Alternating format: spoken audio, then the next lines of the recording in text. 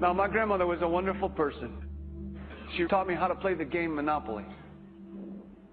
She understood that the name of the game is to acquire. She would accumulate everything she could, and eventually she became the master of the board. And eventually, every time, she would take my last dollar, and I would quit in utter defeat.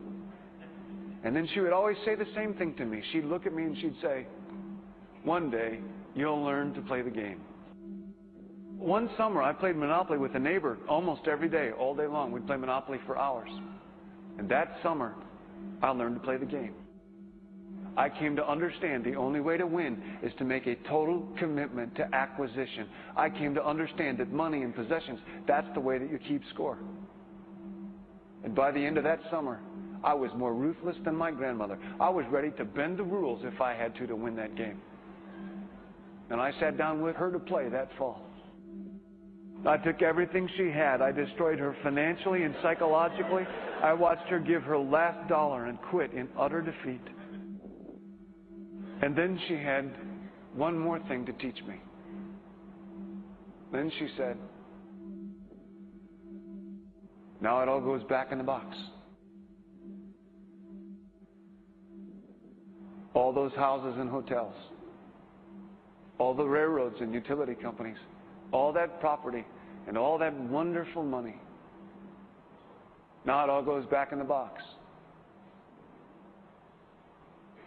I didn't want it to go back in the box.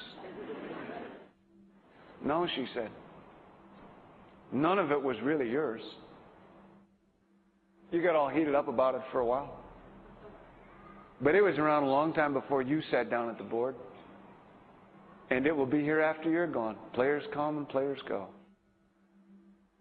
But it all goes back in the box. Houses and cars, titles and clothes, filled barns, bulging portfolios, even your body.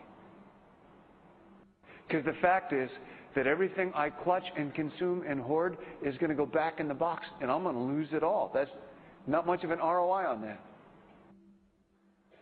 You have to ask yourself, when you finally get the ultimate promotion, when you've made the ultimate purchase, when you buy the ultimate home, when you have stored up financial security and climbed the ladder of success to the highest rung you can possibly climb it, and the thrill wears off, and it will wear off,